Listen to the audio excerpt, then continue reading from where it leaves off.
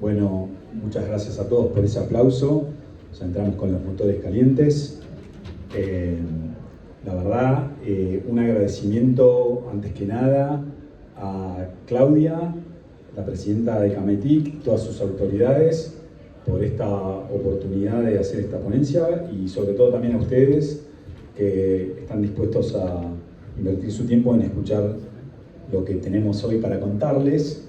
La idea es darles un panorama, una breve exposición de lo que hoy está sucediendo en la industria de la salud con respecto a la inteligencia artificial.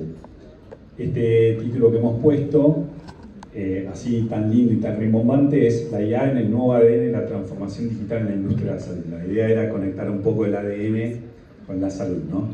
Entonces, bueno, sin más, vamos a arrancar. La idea es contarles un poco.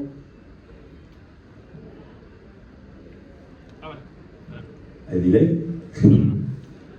Ahora sí. Ahí va.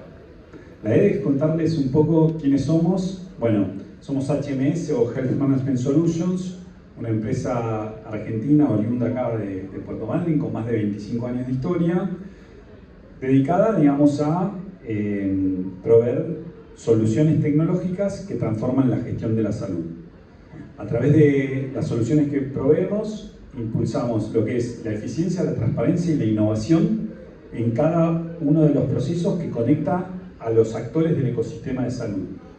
Financiadores, que vale la pena explicar que son las prepagas, las obras sociales, las mutuales y también aseguradores de la salud, que también es el sistema público, los prestadores, o sea, clínicas, efectores, médicos, etc., y los beneficiarios o derechohabientes, o también conocidos como afiliados, ¿no? Estos tres jugadores conforman el ecosistema de salud junto con los reguladores. La idea es, nosotros como empresa apuntamos a resolver problemas y atender a los desafíos del sector.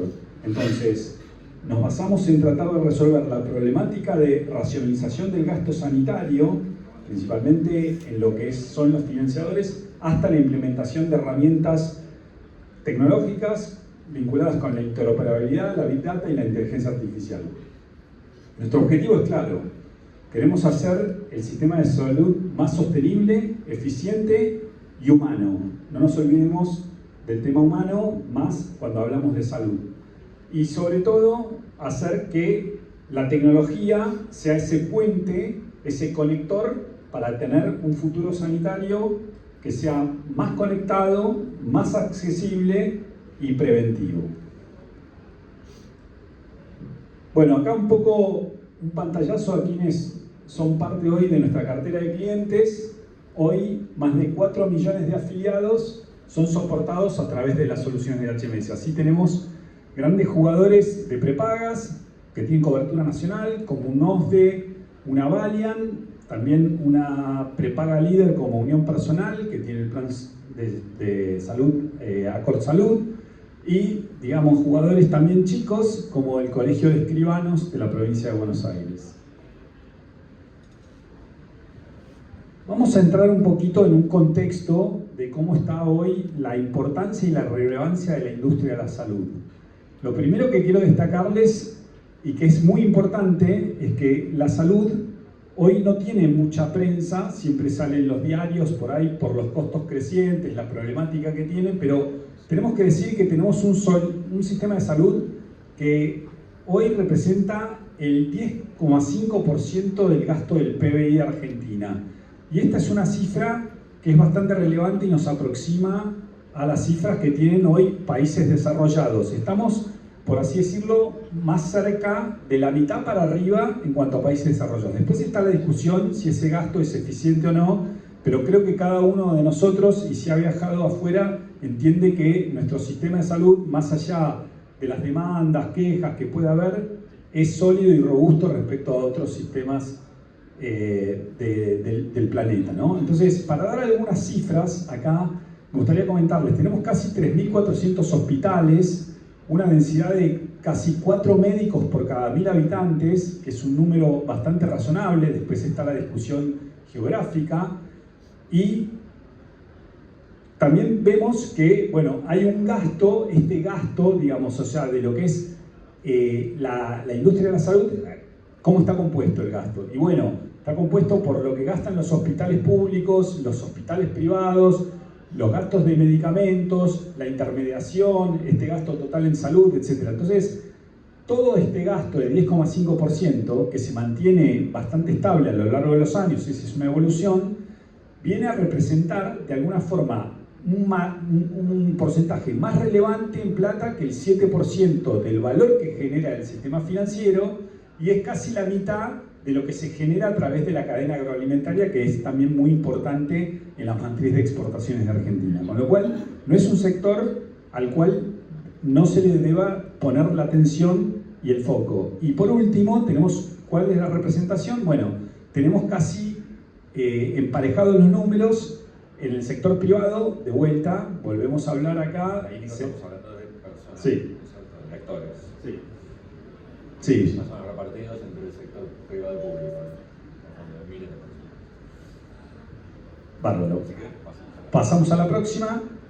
Bueno, Héctor, te dejo a vos acá. Bueno, básicamente lo que, un poco repasando lo que decía Nicolás. Voy a interrumpir para pedirle que te acerques bien el micrófono, si no ¿Cómo, gracias. ¿Cómo se reparten en arquetipos o en tipos de destinatarios de los sistemas? Hay dos grandes grupos relevantes: los financiadores, aseguradores, obras sociales, prepagas, etc. Y del otro lado del mostrador, podríamos decir, afiliados, derechohabientes o prestadores. La realidad es que en el sistema de salud, a diferencia quizás de otros ecosistemas como puede ser el financiero, están todos en competencia. En definitiva, repartiéndose un pastel.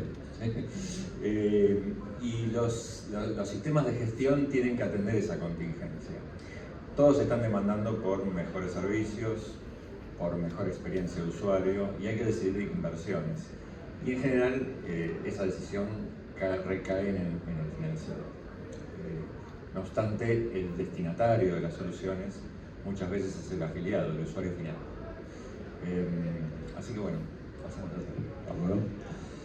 Bueno, digamos, en este contexto, en este panorama de la industria de salud, se presentan algunos problemas o desafíos. ¿Cuáles son algunos de ellos? Bueno, por un lado tenemos que crece la expectativa de vida. Esto es un desafío, es algo bueno, positivo, algo que la salud preventiva, digamos, ayuda, pero representa un desafío para los sistemas sanitarios, sobre todo para la seguridad social, porque es más masa de gente buscando prestaciones de alto nivel de atención y con recursos limitados. Por otro lado, tenemos lo que es la cronicidad creciente. Con esto me refiero a que se multiplica la cantidad de ocasiones o necesidades de atención sanitaria, y esto se da por conductas que pueden darse por hábitos no saludables en cuanto a alimentación, ejercicio, tabaquismo, etc. Tenemos lo que son costos crecientes también año a año, porque hay una innovación que se celebra, es positiva, pero de alguna forma cada vez se va incrementando en esos costos, y esto es la famosa inflación médica. No aumentan mucho los recursos y cada vez también, ante la mayor conocimiento de los afiliados, del público en general, de aquellos que tienen que recibir salud, hay mayor demanda de calidad y mayor demanda por tiempo, que también es una variable valiosa. Y por último, lo que acababa de comentar Héctor, es un ecosistema que está fragmentado, en el cual hay conflictos de intereses y cada uno puja por su lado, y muchas veces cuesta, digamos, o no está claro la regulación que impacta a unos y a otros. Bueno, acá es interesante, ante este contexto, queremos destacar, para empezar a hablar ya un poco más de lo que son las tecnologías y la IA, ese punto de inflexión o quiebre tecnológico que sucedió hace ya algunos años, cuando se dio la pandemia del COVID, ¿no? Esto produjo una digitalización acelerada. Algunas de esas consecuencias fueron el teletrabajo remoto, el uso masivo, generalizado, intensivo de comunicaciones de plataformas como Zoom, Google Meet, etc. Y en cuanto al campo de la medicina, empezó con gran, digamos, o sea, explosión todo lo que es el servicio de telemedicina. Ya tenemos regulación para lo que es receta electrónica y se viene, digamos, lo que es la prescripción digital y también las historias clínicas online. Otro factor de quiebre tecnológico, acá Héctor, si querés, digamos, o sea, comentarlo, es Sí, el tema... a ver, otro aspecto que no solo la tecnología informática evolucionó, casualmente superamos una pandemia gracias a la velocidad récord en que se desarrollaron vacunas bajo nuevas tecnologías, las de ARN, en fin. Se dieron en simultánea estas circunstancias y la IA juega un papel fundamental.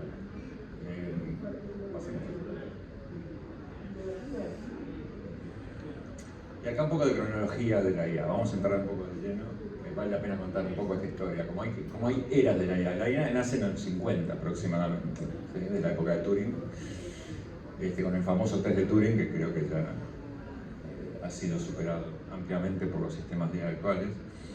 Y pasa por momentos destacados, ¿no? Hay una época de un nacimiento con un cierto optimismo respecto de la IA y los modelos de redes neuronales, la construcción del perceptrón como un artefacto teórico, y luego entra una temporada que se le llama invierno de la IA, que nace de la crítica al perceptrón, ¿sí? por la incapacidad de representar cierto tipo de funciones, es un tema matemático, luego no vamos a ahondar en eso.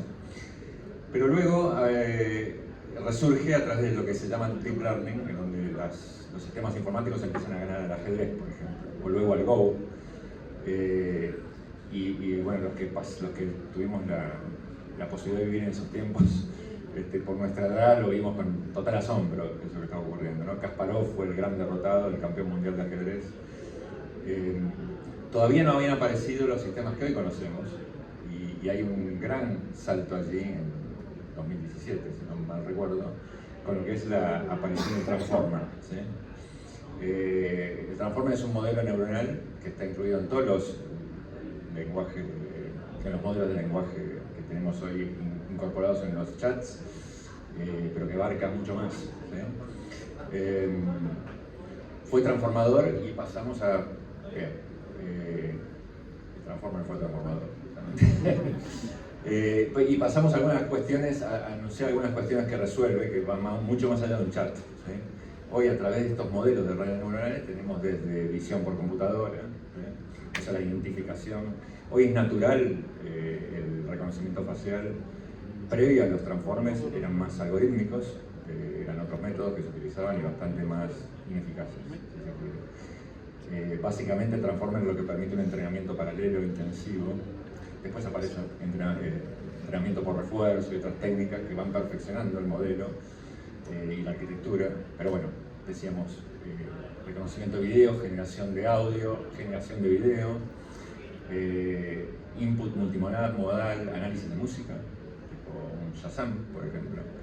La biología computacional, todo un rubro súper interesante. Allí después vamos a mencionar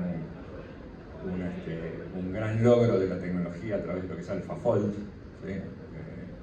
Un producto de DeepMind, unas empresas de Google.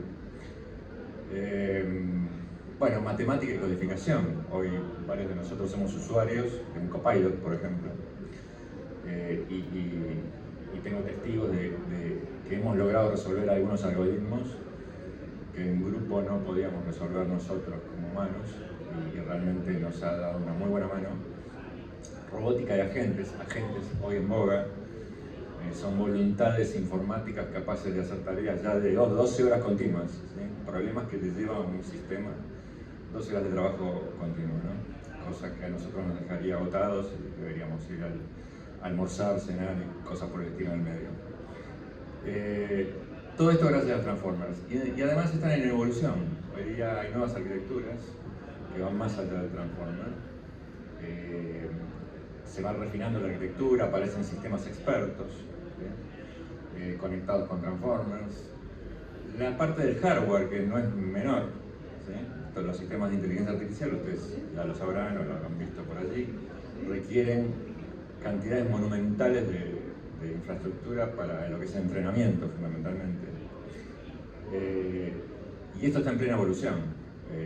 Hoy parecería que lo que tenemos escala linealmente, pero hay tecnologías alternativas que se están evaluando, desde los chips analógicos, por ejemplo, chips basados en la biología, ¿sí? Y bueno, nuevos paradigmas de cómputo que se suman a novedades arquitectónicas, ¿sí? Los agentes autónomos que les mencionaba, modelos del mundo, o sea, sistemas de inteligencia artificial capaces de entender las reglas físicas, entender la tridimensionalidad y la ley de gravedad, por ejemplo. Pasamos al otro. Bueno, y acá les queríamos mencionar unos desarrollos notables, o sea, está lleno de desarrollos aplicados en todas las áreas, no solo la medicina o la biología, pero hay algunos hitos interesantes. Dr. Watson fue un producto de IBM originalmente, después fue transformado y fue comprado por otra empresa que es Meratip. En su momento tuvo unos destacados logros en lo que es la detección de cáncer, al punto tal, y fue probado en Clínica Mayo y en otras clínicas, a través del reconocimiento de imágenes tenía mayor porcentaje de éxito que los propios médicos especialistas, y eso no es menor. Básicamente analizando imágenes y diagnósticos prescriptos. En el caso de DeepMind, lo que les comentaba, y esto tiene que ver con la parte molecular, digamos, del cómputo molecular, del cómputo de estructuras, el gran logro allí destacado fue la determinación del plegado de las proteínas. Es un tema extremadamente complejo. Las proteínas son los ladrillos de la vida, por decirlo así, y están compuestas a su vez de aminoácidos, son estructuras muy complejas que tienen una descripción tridimensional. Su comportamiento frente a otras sustancias, a otros agentes, llamémosle, queda determinado por su desarrollo tridimensional. No es lo mismo si está plegada para un lado y para el otro, digamos, porque expone determinadas características o determinados átomos o partes de la molécula. Es fundamental entender las proteínas, como fue fundamental entender el ADN, vamos a suponer en su momento, que es un helicoide, para comprender cómo desarrollar fármacos o cómo se comporta, cómo tratarlo, qué tipo de antagonismos puede haber con medicamentos, etcétera, vacunas, en fin. El sistema que rompió todos los récords y pegó un salto cuántico fue AlphaFold, que hoy es AlphaFold 2, creo que van ya. Logró resolver algo que en la ciencia no lo podía resolver los seres humanos. De hecho, había una competencia que se hacía todos los años a ver quién podía proponer un método algorítmico o una solución informática para resolver esto, hasta que resolvió esta empresa. Algo recientemente anunciado que es por producto de fusión de empresas, es lo que se llama el Microsoft Dragon Copilot.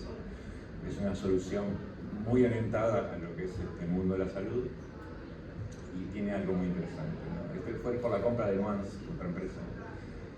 Copilot en salud funciona como un enfermero que está presente en las sesiones que tiene un médico con su paciente. Toma nota y es capaz de hacer derivaciones automáticas, hacer indicaciones automáticas de análisis, recetas, documentar una historia clínica, sugerir. Ya está en uso en un montón de hospitales en Estados Unidos, sí, próximo paso Canadá, luego Reino Unido, Alemania, creo que Suecia, algunos países más europeos. Latinoamérica creo que está en penúltimo lugar en su escala, porque aparte hay temas de idioma y los términos médicos encima en otros idiomas son bastante complejos, ¿no? Pero una cosa interesante, que hoy me preguntabas, Nico, ¿qué pasa con las alucinaciones en la IA, ¿no? Es decir, ustedes habrán experimentado los chatbots que a veces siempre dan respuestas, ¿no? Aunque uno pregunte cosas absurdas, tiene esa capacidad de alucinar. Imaginemos que en salud esto no es viable, ¿no? Entonces, aquí se habla de IA responsable, a través de métodos de aprendizaje y refuerzo y de constraints de los sistemas se logra que la IA no alucine. Y las IA tipo como las que se utilizan en salud tienen esta característica, son totalmente confiables por un tema extremadamente delicado. Bueno, esto está en producción. Son tres casos interesantes que me parecía que valía la pena mencionarlos. Pasamos a la próxima. Sí, Héctor, antes de seguir, ¿no? Que me parece muy interesante lo que pusiste, además, tener en cuenta que son grandes compañías súper globales que están cada vez acechando más y más en distintos verticales. La pregunta que creo que todos siempre se hacen es, pensando en un futuro que no, como decían hoy a la mañana, no es venidero, sino ya es en el hoy, pero bueno, pensemos un poquito más en el largo plazo, entendiendo la evolución. ¿Vos pensás que la IA va a terminar reemplazando a los médicos? Yo no lo creo, realmente. O sea, ni siquiera a los pacientes, te diría. No, realmente no lo creo porque creo que va a ser un soporte, una ayuda para los médicos, una herramienta en definitiva, hoy por hoy. Este tipo de preguntas no las podíamos hacer en otras tecnologías en su momento. Hay toda una cuestión del temor a la tecnología detrás de esta pregunta, ¿no es cierto?, que nos hacemos todos. Creo que es una tecnología más y que nosotros como creadores vamos a lograr dominar todos los aspectos. Obviamente genera un vértigo esta capacidad de razonar, entre comillas, de hallar información a una velocidad increíble, pero en definitiva no deja de ser una herramienta. Coincido, y algo que estaría bueno agregar es, como dijo un profesor de Harvard, creo que tienen que preocuparse aquellos médicos que no sepan sacarle ventaja a la IA más que de la IA en sí, ¿no? Como que la IA es un instrumento bastante valioso para permitirles desarrollar otras capacidades y también dedicarse más al cuidado más humano del paciente y emocional. Bueno, vamos para atrás, para adelante, te pasaste rápido. Bueno, un poco, esto creo que esta slide lo que trata de ilustrar un poco es el volumen que está teniendo esto y cómo se están dando ustedes. Recibimos todos los días noticias de mercado y la empresa más valiosa del planeta es Nvidia. Nvidia sin E, aunque muchas deben tener Nvidia, yo creo. Es una fábrica de circuitos, básicamente. Fabrica circuitos, empezó fabricando placas de video que fueron usadas para minar bitcoins, además de mostrar imágenes de videojuegos y para entrenar inteligencia artificial. Uno de los fenómenos que se dan y que está mencionado por allí, que es interesante, el auge de los mercados capitales en las inversiones cruzadas. Hoy estas empresas invierten entre sí, ¿sí? Con lo cual, y esto tiene que ver con el miedo a la burbuja que en este momento. Todos nos preguntamos si no será como la burbuja de las .com o la burbuja de internet de años atrás, que sí estalló, pero después quedó todo lo que tenemos, ¿no? Algunas empresas desaparecieron, otras fueron fortalecidas. Esto llegó para quedarse, realmente. Ahora que tenga la forma que tiene hoy, definitivamente ninguno de nosotros podría sostenerlo, yo creo. Y los capitales que se están invirtiendo son tan monstruosos, que habla de la importancia que tiene esto, evidentemente, y la intuición de las inteligencias naturales para entender lo que es la inteligencia artificial. Este fenómeno de las inversiones cruzadas, Nvidia invierte en OpenAI, que es quien le compra los chips a su vez. Microsoft invierte en OpenAI, ustedes saben quiénes son los de ChatGPT, que requiere sus servicios de alojamiento en Azure, ¿sí? Y así sucesivamente. Entonces lo que hay es una cantidad de dinero volando en el aire impresionante para destinar a este tipo de cosas, ¿sí? Así que bueno, pasamos a la siguiente, creo que estamos acá. Y una ilustración interesante de lo que son estas fábricas de inteligencia artificial. Aquí es donde, en este tipo de instalaciones es donde se entrenan estas inteligencias, que son estructuras de información. Estamos hablando, acá deben ser las tres más grandes. La del medio, Colossus, es la de nuestro amigo el dueño de Tesla, ¿no es cierto? Sí, de Elon Musk, que está abriendo este año. Después Microsoft está armando un centro monstruoso de datos para 2026. Amazon con SK Group, que es Corea del Sur, está armando otro brutal centro de datos. Hay cientos en este momento en construcción. Pusimos los tres más destacados. Como para tener una idea del consumo de energía de cualquiera de estos, con las centrales eólicas de Madrid podrían atender a 2 de estos y se quedarían sin luz. ¿Sí? Y si consumen con una ciudad, cada uno de estos monstruos. Cuando hoy mencionábamos las nuevas tecnologías que pueden estar surgiendo en circuitos, parte de lo que se busca, ustedes saben que la energía consumida por estos centros de datos casi toda se transforma en calor, más que en inteligencia. La inteligencia en definitiva se tratará de mover bits de un lugar a otro y realmente casi todo es disipación de energía. Hoy justamente hay una de las tecnologías que está trabajando Microsoft es la microrefrigeración. Sistemas de nanoconductores dentro de los propios chips que generan cámaras de vapor y cosas por el estilo, tratando de optimizar no solo el gasto energético, sino el consumo de agua.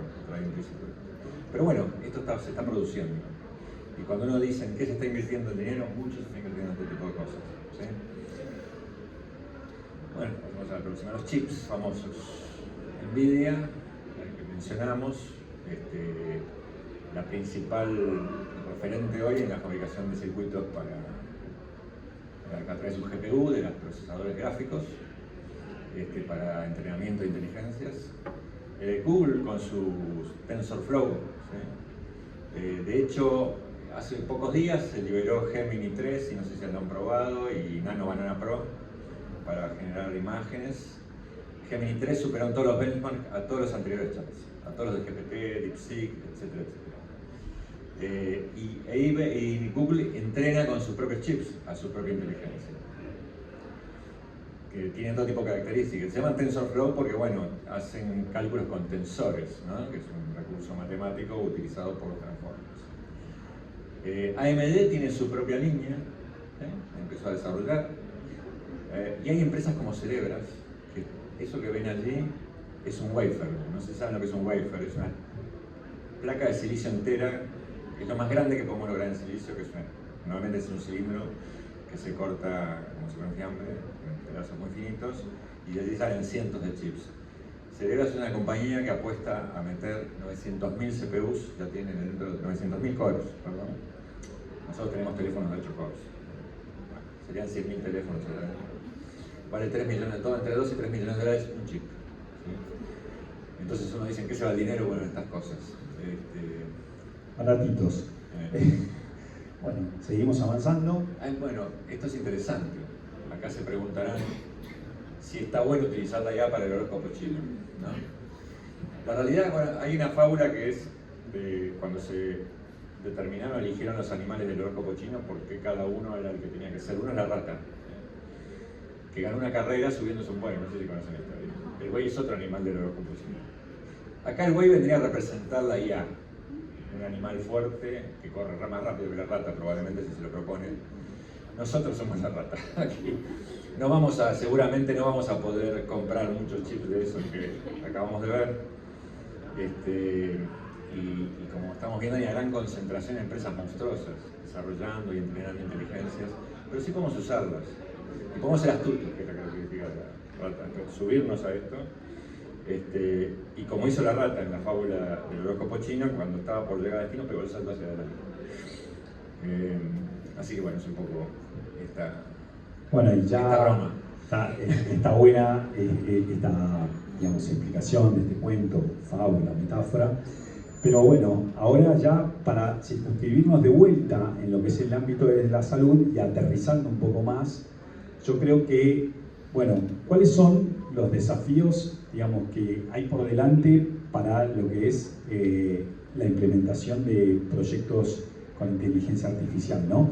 Acá hablamos de generalidades que pueden aplicar para distintas industrias, pero también específicos, algunos puntos de estos, sobre todo en lo que es la regulación, en lo que es la industria de la salud, ¿no? Entonces, por un lado siempre sabemos que la IA se basa en datos, ¿no? Entonces es importante tener la calidad de los datos, velar por ellos, tener en cuenta la gobernanza. Después tenemos lo que es todo lo que llamamos la interoperabilidad, que los sistemas hablen entre sí, y para hablar entre sí tienen que tener un lenguaje común, un estándar, por así decirlo, y hay distintos estándares o protocolos en la industria que se llaman FIDS, SNOMED, etc. También, digamos, impacta la regulación. A veces la regulación juega a favor e impulsa, porque todo lo que no está regulado no está tampoco prohibido, y es un poco el espacio que tienen los emprendimientos de salud, que se llaman health tech en la jerga. Ocupan esos espacios, pero también regulaciones difusas pueden comprometer, digamos, los avances. También se necesita talento, siempre el talento es vital, pero pero están como muy especializados y hay escasez de talentos multidisciplinarios. Por ejemplo, que tengamos programadores con una visión del negocio específica en tema de la salud. Si querés continuar vos, Héctor. Sí, de acuerdo. Respecto del financiamiento, digamos, el desafío es que quien adquiere estas tecnologías obviamente va a querer resultados inmediatos, ¿no? A veces recorrer estos caminos lleva un tiempo. La salud de por sí es compleja, lo que dijimos hoy, por la fragmentación, y la biología de por sí es muy compleja. Y no nos olvidemos que hay toda una rama de productos muy orientados a lo que es el diagnóstico, historias clínicas, etcétera, que tiene que ver con la interpretación de lo sanitario. La adquisición, así como la adquisición de un tomógrafo, lleva tiempo en amortizarse, y una clínica, un laboratorio puede estar dando turnos a las 3 de la mañana para lograr amortizarlo.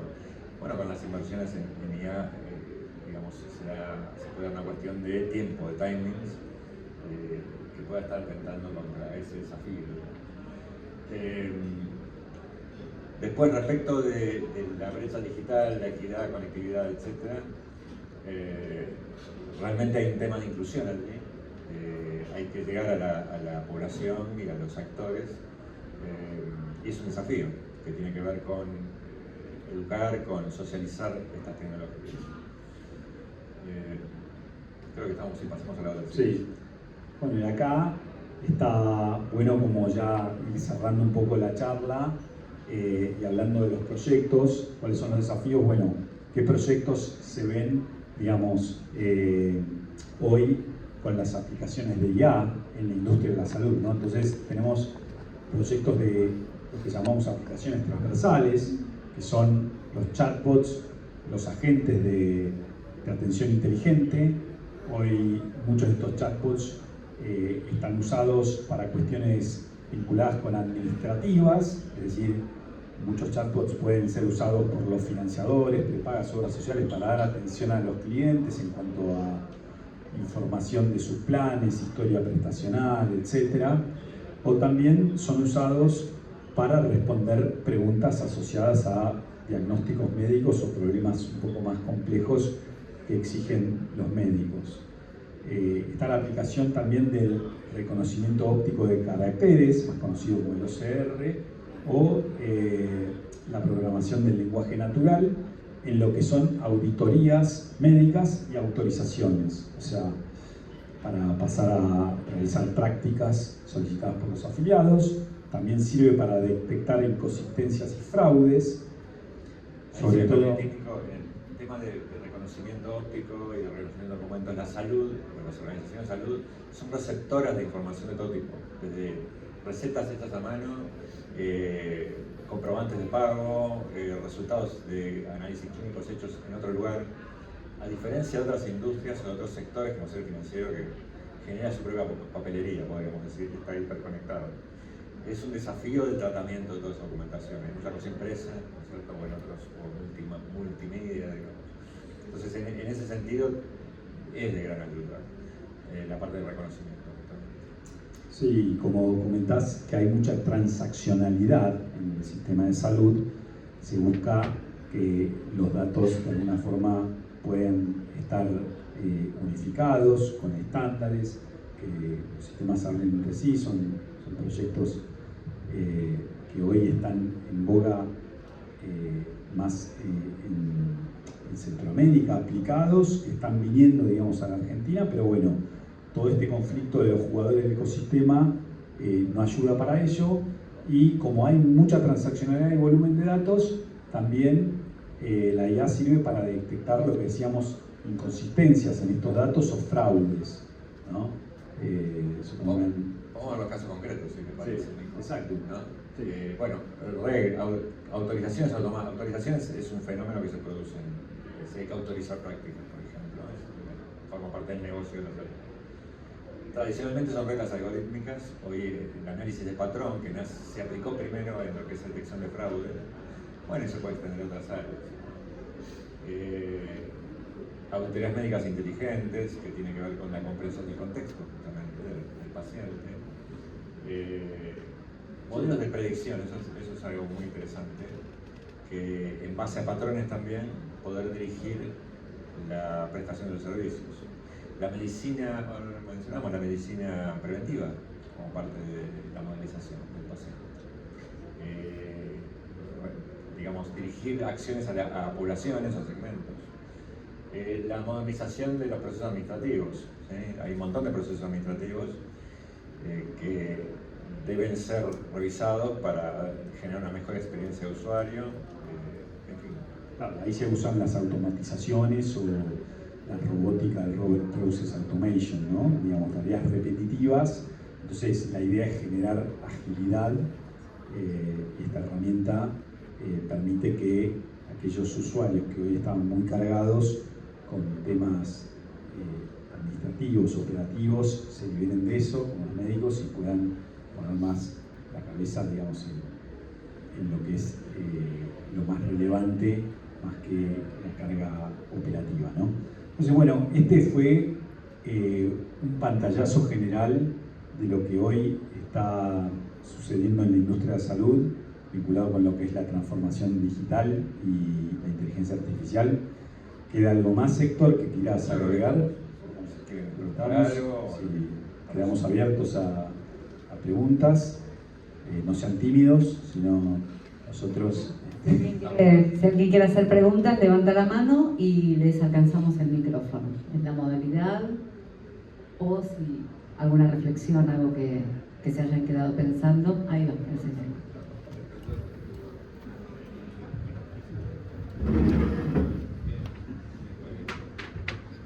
Hola, buenas tardes. Gracias por la exposición.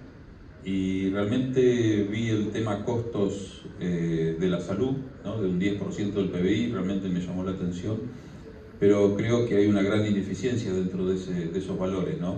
La pregunta sería, ¿cómo ven ustedes el futuro respecto a todo lo que es la cantidad de obras sociales o cómo va a ir el mercado hacia adelante, ¿no? Porque lo que hay es una gran cantidad de instituciones, obras sociales que realmente no se ven sólidas con respecto a las prestaciones, ¿no? Por todos los problemas que hay justamente en la prestación de la medicina. Bueno, es interesante tu pregunta. Claramente hacia dónde se va y está sucediendo, sobre todo por la información pública que vemos, de que se van cerrando obras sociales que no tenían suficiente cantidad de afiliados o sustentabilidad. Hoy tenemos una superintendencia de servicios de salud bastante más activa. Con el monitoreo, claramente el mercado tiende hacia una consolidación, como sucedió hace unos años con la industria bancaria. No es que van a desaparecer todos, sino que hoy los aseguradores o financiadores de la salud se ven en el contexto de tener que ser cada día más eficientes, más competitivos, y para eso tienen que apalancarse en la tecnología. ¿Para qué? Para dar mejores servicios a aquellos afiliados o derechohabientes que lo solicitan, que pueden tener mayores herramientas comparativas en el mercado, que pueden rápidamente comunicar a través de las redes sociales cómo fue o no la atención. Entonces ya se acabó, digamos, con cierta estabilidad económica, macroeconómica, lo que hacía un poco a la sustentabilidad de las obras sociales, las prepagas, los aseguradores, que era jugar un poco con lo financiero. Entonces, con estas herramientas que permiten ir adelantando también hacia los prestadores de los financiadores cuánto va a ser la liquidación tentativa, también se podrían acortar plazos, mejorar los valores, etc. Cerramos entonces el espacio de preguntas. Ya estamos... Ahí. Estamos cortos. cortito. Estamos cortitos. Si es tiempo. breve, Si es sí, breve, por sí. favor, porque ya estamos con los últimos minutos.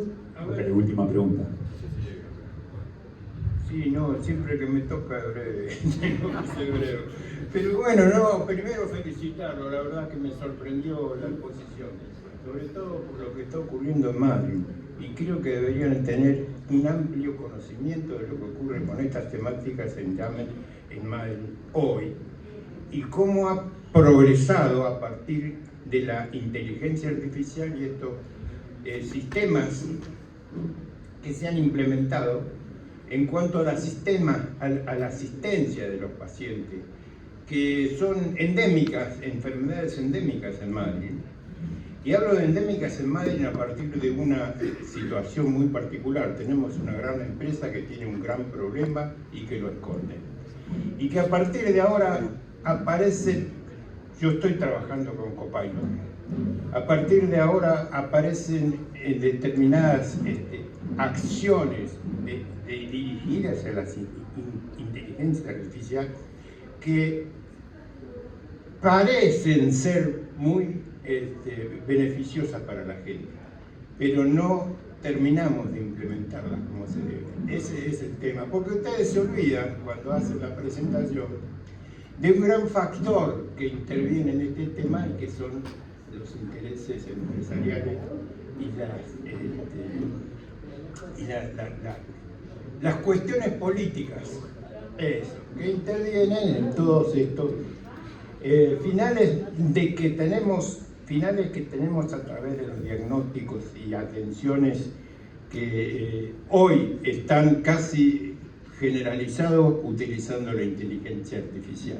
Es decir, yo soy consciente porque soy uno de los pacientes, ya no me atiende un médico, sino que me atiende alguien que saca un análisis, por supuesto, estos análisis modernos que tenemos, y recurre a la inteligencia artificial para hacer el diagnóstico y la intervención. Esto está ocurriendo. Y mi pregunta va si esto nos lleva a desaparecer a los profesionales de la salud especializada. Bueno, mira, ya hemos contestado durante la exposición esa pregunta y es, de ninguna forma los profesionales se van a ver eliminados del sistema, sino que la inteligencia artificial es una ayuda, una palanca importante para ayudarlos en lo que es su gestión, porque puede analizar rápidamente distintas informaciones a una velocidad, una calidad y una estandarización que es hoy no alcanzable por el humano, y le va a permitir a los médicos y a los profesionales de la salud poner un poco más de cobertura en otros aspectos ya vinculados con la medicina, como la comunicación y el trato emocional. Bueno, gracias a todos, espero que lo hayan disfrutado y cualquier cosa hablamos después. Gracias, Héctor Franco, gerente de productos, Nicolás Arnaude, gerente comercial de HMS. De esta manera damos por fin.